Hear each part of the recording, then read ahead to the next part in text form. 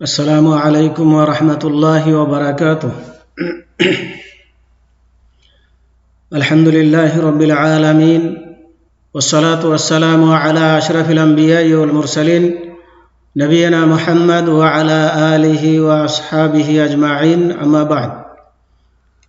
সম্মানিত ছাত্র ভাইরা, আমি এখন ক্লাস 3 তাওহীদের ক্লাস আরম্ভ করছি।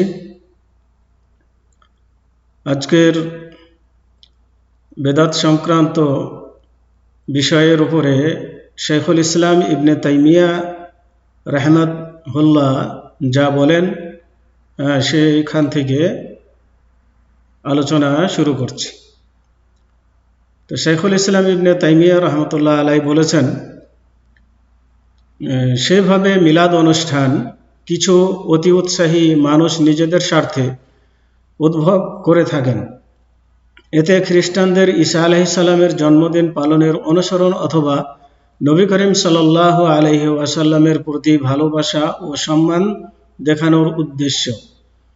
রাসূলুল্লাহ সাল্লাল্লাহু আলাইহি ওয়াসাল্লামের জন্মদিনকে যারা অন্যান্য মানুষের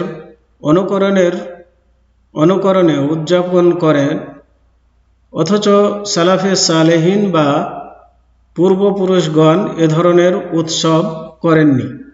সত্যি যদি এ কাজটি সওয়াবের কাজ হতো অথবা সওয়াবের সম্ভাবনা থাকতো, তাহলে সাহাবায়ে কিরাম রাদিয়াল্লাহু আনহুম আজমাইন আমাদের চেয়ে উক্ত কাজ অধিকতর যোগ্য ছিলেন।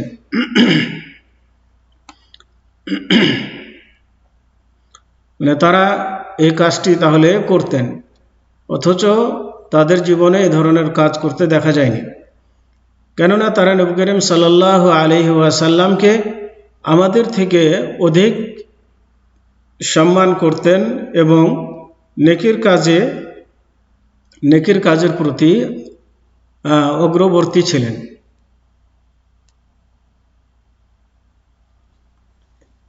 রাসূলের প্রতি প্রকৃত ভালোবাসা ও সম্মান দেখানোর উত্তম পন্থা হলো তার আনুগত্য প্রকাশ এবং তার নির্দেশের অনুসরণ করা, এবং প্রকাশ্য ও অপ্রকাশ্যভাবে সমাজে তার সুন্নাত প্রতিষ্ঠার চেষ্টা চালানো, এবং তিনি যে দিন নিয়ে এসেছিলেন তার প্রচার ও প্রসারের জন্য অন্তর, হাত ও মুখ দিয়ে সকল প্রকার সংগ্রাম জারি রাখা।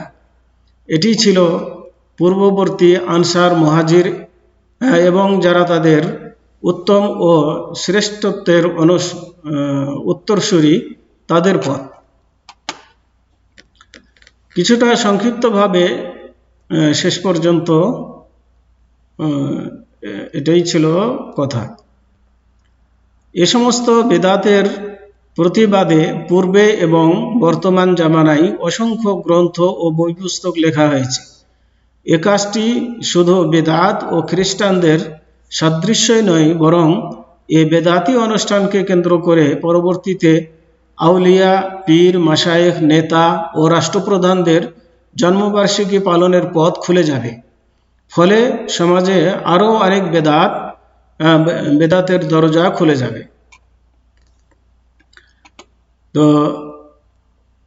তো এটা যে শুধু বেদাত তা নয়, আরও অনেক বেদাতের পথকে উন্মুক্ত করার মাধ্যম। অতএব অবশ্যই এ কাজ থেকে আমাদেরকে ফিরে আসতে হবে, যাতে করে সমাজে বেদাত চালু না হতে পারে। বিভিন্ন প্রকার ইবাদত ও আল্লাহর নৈকট্য লাভের বিষয়ে নতুন নতুন পদ্ধতি। তো বর্তমান জামানায় ইবাদতের ক্ষেত্রে অসংখ্য বিদআত আবিষ্কৃত হয়েছে। ইবাদতের ক্ষেত্রে ইসলামের মূলনীতি হলো তাওকীফ বা নির্ভরশীলতা। তার মানে দলিল ছাড়া কোনো আমল শরীয়ত সম্মত ও আমলযোগ্য নয়। তার মানে দলিল থাকলে শরীয়তের কাজ করতে হবে, যদি দলিল না থাকে তাহলে পরে সেটি শরীয়তের বিধান নয়। অতএব দলিল না থাকলে সেটাকে ছেড়ে দিতে হবে। যে কাজের প্রতি পবিত্র কোরআন ও হাদিসের কোনো দলিল নেই তা বিদআত বা নব আবিষ্কৃত। রাসূলুল্লাহ সাল্লাল্লাহু আলাইহি ওয়াসাল্লাম বলেছেন, মান আমিলা আমালান লাইসা আলাইহি আমরুনা ফাহুয়া রাদ্দুন। অর্থাৎ যে ব্যক্তি এমন আমল বা কাজ করবে যে কাজ আমাদের দিনের মধ্যে নেই তা মারদুদ বা পরিত্যাজ্য। মুসলিম শরীফের হাদিস। বর্তমান সময়ে সমাজে এমন অসংখ্য বিদআতের অনুশীলন ও আমল হচ্ছে যার প্রতি শরীয়তের কোনো দলিল ও প্রমাণ নেই। এমন কয়েকটির নাম উল্লেখ করা হচ্ছে। তো এই এগুলো হচ্ছে বেদাত যেগুলোর শরীয়তে কোনো দলিল নাই অথচ সমাজে এগুলো চলছে। যেমন 1 নম্বর হচ্ছে নামাজের শুরুতে নিয়াতের শব্দ মুখে উচ্চারণ করা, মানে মুখে উচ্চারণ করে নিয়াত পাঠ করা। যেমন এভাবে বলা যে নাওয়াইতু আন উসাল্লিয়া লিল্লাহি কাদা ওয়া কাদা, তার মানে আমি সংকল্প করছি যে আমি আল্লাহর জন্য অমুক অমুক নামাজ পড়ছি, এভাবে মুখে বলে নিয়াত করা। তো এই ধরনের এভাবে মুখে নিয়াত বাক্য পাঠ করা বেদাত। নিয়াত শব্দ আকারে পাঠ করা, দোয়ার আকারে নিয়াত পাঠ করা, এটা হচ্ছে বেদাত। কেননা আল্লাহর রাসূলের সুন্নাত থেকে এর কোনো প্রমাণ নেই। হাদিসে এরকম বাঁধা নিয়াত খুঁজে পাবেন না, অথচ মানুষ এভাবে নিয়াত নিজেরাই বেঁধে নিয়েছে, নিয়ে সেটাই মুখস্থ করে পাঠ করছে। তো যেটা আল্লাহ রাসূল বেঁধে দেননি এমন কাজ নিজেরা বেঁধে নিয়ে সেটাকে নিয়াত মনে করে পাঠ করা, এটা যে অবশ্যই বেদাত, এতে কোনো সন্দেহ নেই। এবং যে কাজের প্রমাণ শরীয়তে নেই সে কাজ সম্পাদন করা সম্পর্কে আল্লাহ পাক ইরশাদ করেন, কুল আতুআল্লিমুনা আল্লাহ বিদীনিকুম ওয়াল্লাহু ইয়ালামু মা ফিস সামাওয়াতি ওয়া মা ফিল আরদি ওয়াল্লাহু বিকুল্লি শাইইন আলিম।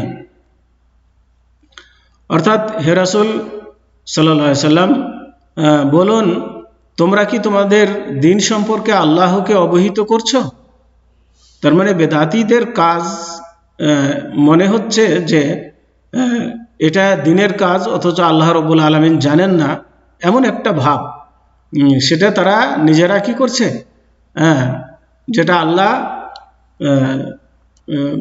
জানেননি, নাউজুবিল্লাহ মিন যালিক, সেটা তারা জেনে সেটা আবিষ্কার করেছে। তো এই কথাই আল্লাহ রাব্বুল আলামিন তাদেরকে আক্ষেপ করে বলছেন যে তোমরা কি তোমাদের দিন সম্পর্কে আল্লাহকে অবহিত করছো, অথচ আল্লাহ জানেন যা কিছু আকাশমণ্ডলী ও পৃথিবীতে আছে। আকাশমণ্ডলী পৃথিবীতে যা কিছু আছে সব কিছু আল্লাহ অবগত।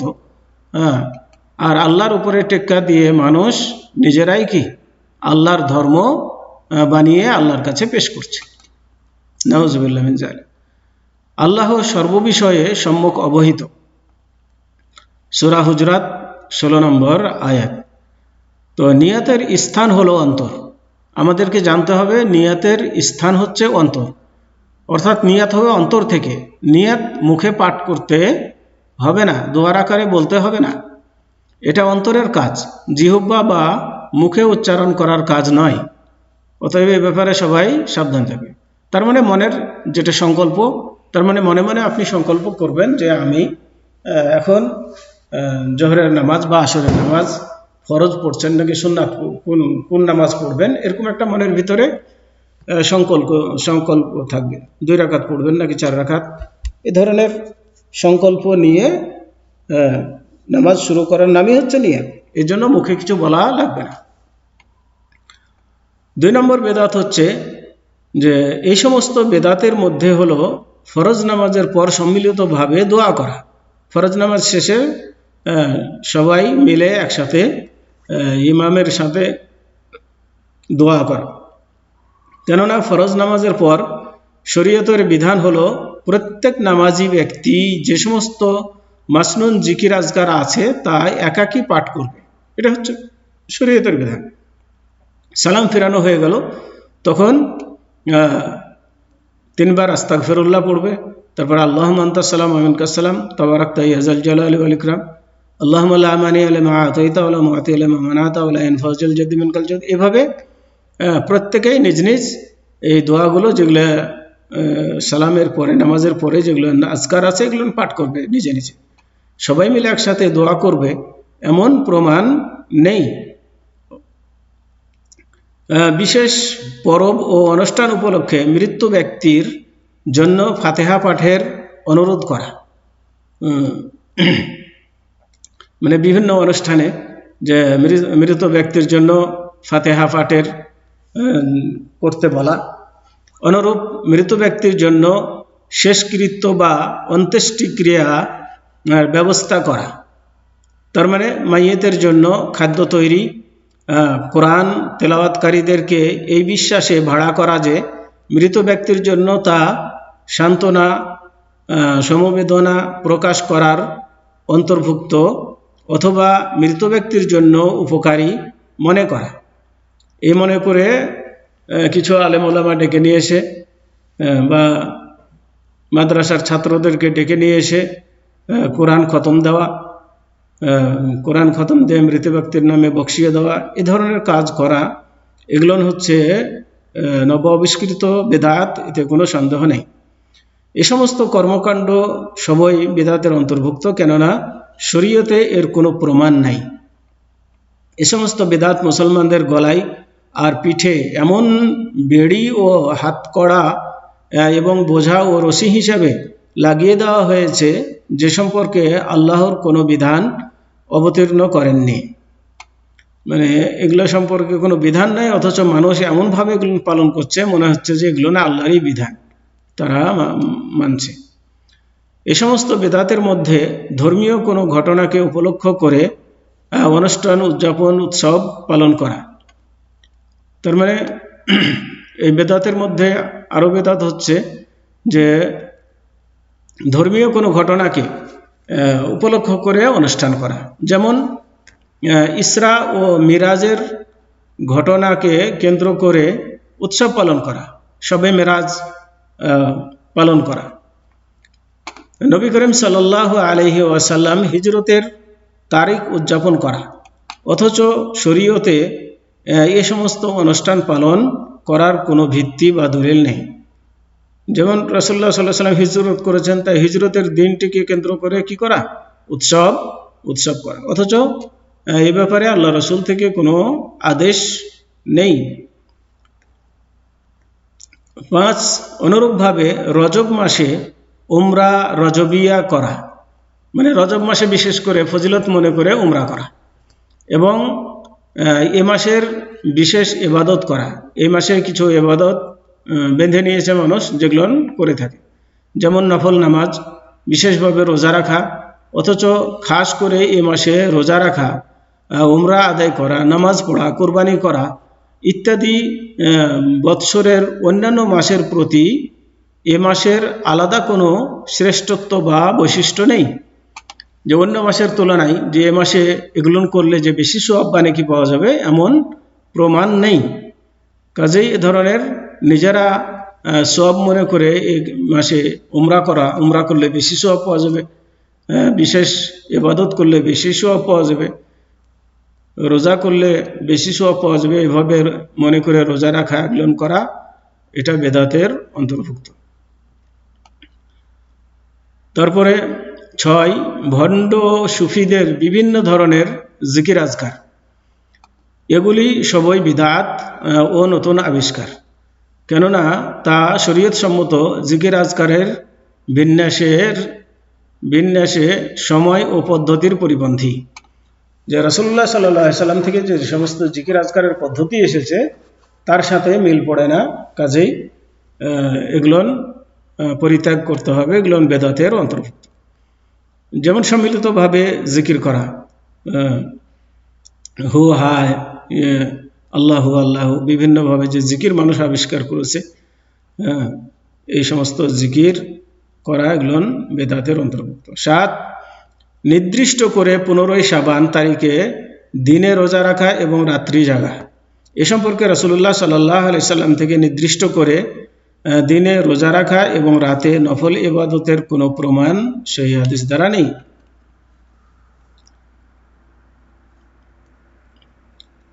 কবরের 8 কবরের উপর ভবন নির্মাণ করা এবং তা মসজিদ হিসাবে গ্রহণ করা, বরকত লাভের উদ্দেশ্যে কবরে গমন করা এবং মৃত ব্যক্তির মাধ্যমে শিরকি উদ্দেশ্যে ওসিলা তালাশ করা ইত্যাদি।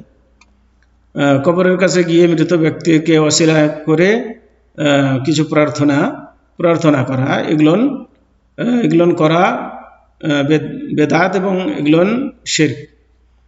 অনুরূপভাবে মহিলাদের কবর জিয়ারত করা, মহিলাদের অধিক হারে কবর জিয়ারত করা, অথচ আল্লাহ রসুল সাল্লাল্লাহু আলাইহি ওয়াসাল্লাম কবর জিয়ারতকারিণী মহিলাদেরকে এবং কবরের উপর মসজিদ বানিয়ে যারা বাতি জ্বালায় তাদের প্রতি অভিশাপ দিয়েছেন।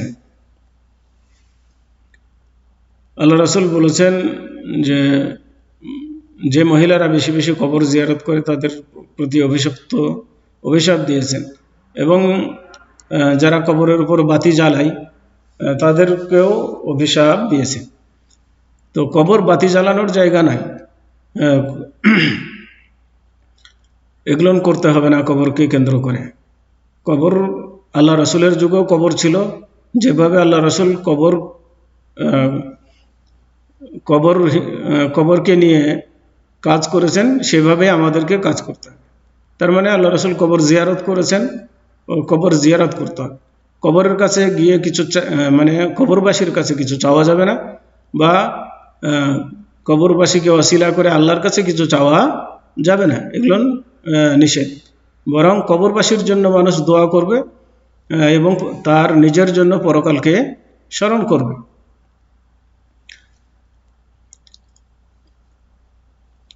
উপসংহার, অবশেষে আমরা বলতে পারি যে বিদআত হলো কুফরের ডাক ব্যবস্থা, যা বাদুত মানে বেদাত হলো যে মানুষকে কুফরের দিকে নিয়ে যাওয়ার একটা মাধ্যম। বেদাত দ্বীন ইসলামের অতিরিক্ত অংশ এবং আল্লাহ ও তার রাসূল কর্তৃক তা নির্দেশিত নয়। বেদাত দিনের একটা বর্ধিত অংশ, যেটা দিনের মধ্যে নয়, দিনের মধ্যে বাড়ানো অংশ, যেখানে যার বিষয়ে আল্লাহ এবং তার রাসূল সাল্লাল্লাহু আলাইহি সাল্লাম কোনো নির্দেশ দেননি। বিদাত কাবিরা গুনাহ থেকেও নিকৃষ্ট, কেননা শয়তান কাবিরা গুনাহ থেকেও বেদাতি কাজের প্রতি বেশি খুশি হয়ে থাকে। কেননা কবিরা গুনাহকারী ব্যক্তি ওই কাজটিকে পাপের কাজ মনে করেই করে থাকে, তাই কোনো সময় সে তওবা করতে পারে। আর বেদাতি বেদাতকে মনে সওয়াবের কাজের বিশ্বাস নিয়ে করে থাকে, যার মাধ্যমে আল্লাহর নৈকট্য